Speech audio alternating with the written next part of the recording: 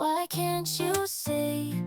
The way for ashes of creation is killing me. I'm stuck in this world, feeling so blue, just wishing for a release day. Oh, what can I do? Steven, oh Steven, I'm losing my mind. The hype keeps building, I'm falling behind. The updates and teasers just don't ease the pain. I need to play Ashes of Creation, it's driving me insane. Greetings, citizens, and welcome back to the Hidden Dagger Inn. I'm your host, Peon. In today's topic, I'm going to try to temper your expectations not only for Alpha 2, but beyond. So, without further ado, let's begin. A topic that Steven raised during the Midnight Magic livestream, he expressed concerns regarding the perception of Ashes of Creation.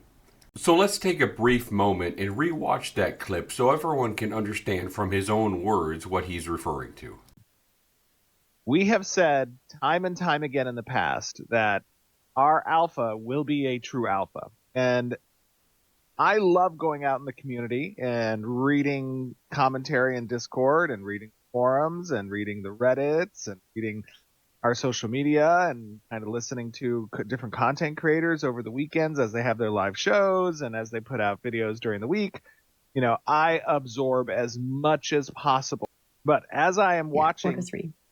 Yes, correct. As I'm watching the commentary out there, it feels more and more to me that the expectation is that you are going to be playing a game. And I will go back to what I have said multiple times in the past. This is not an Eastern port over for localization of a completed game that many of us have experienced in MMO land. This is a true alpha. There will be lots of bugs. There will be potential wipes. There will be content that is not finished. There will be things that when you are playing may not be fun because of that. Obviously, the goal is that our core systems and the experience is going to be an enjoyable one. But you are not playing a finished game at that point. You are literally playing a true alpha. As Steven pointed out, this stage is not merely just a port over from an Eastern version. It will have numerous bugs that need addressing.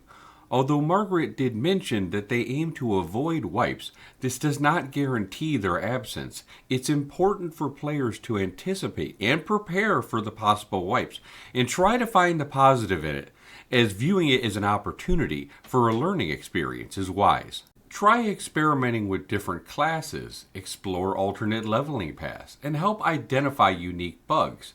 This segues into the central issue I'd like to discuss. As we approach Alpha 2 and look towards the eventual launch, it's crucial to remember that Ashes of Creation will not be a finished product at launch. It will, however, be playable, featuring fun and engaging loops and progression systems designed to captivate us for a long time. Yet, the Ashes of Creation you'll see at launch will not be the same game you will play 10 years later. As I feel Ashes of Creation is in store for some of the popularity that we've seen in the past, such as Ultima Online's and the EverQuests, the Dark Age of Camelots, and the World of Warcrafts. Its launch popularity will be significant and maybe the most we've ever seen in a launch, partly because the MMO developers have often left the gaming community wanting more, a gap Steven aims to fill with this game. For context, consider these examples from gaming history. Dark Age of Camelot saw its popularity peak around 2004 to 2005, following several expansions that added new content and graphical improvements 4 years after launch. World of Warcraft reached its subscriber zenith in 2010, 6 years post-launch. And perhaps the best example is EVE Online, the space-based massively multiplayer online game, reached its peak popularity around the years 2013 to 2014, approximately 10 to 11 years after its initial release in May 2003. These examples illustrate that games evolve post-launch, often reaching their full potential years later through continued development and expansion. Think about Steven's dedication and vision for Ashes of Creation. His commitment to expanding and enriching the game is evident, promising a dynamic evolution long after the initial release. So I urge everyone to stay relaxed and open-minded. While excitement for the upcoming phases is understandable, I'm right there with you. Remember that this game at launch will be vastly different from the one it will become over the next decade. In my view, Ashes of Creation is poised to be the next major MMO, breaking new ground and bringing fresh ideas to the genre, thanks to Steven's innovative vision.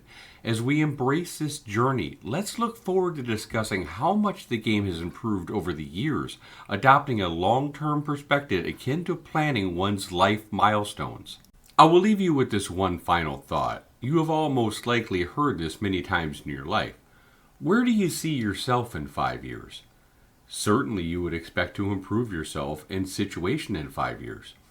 Ashes of Creation will also improve itself. If you enjoyed today's video, please consider smashing that like and subscribe button and leave a comment below. If you're looking for a community to join, hop in my Discord and say hi. Also, you can catch me live on Twitch TV on Saturdays at 5 p.m. Central Standard Time. Also now on Wednesdays at 7 p.m. Central Standard Time. Thank you, Vera, and have a great day. Work complete.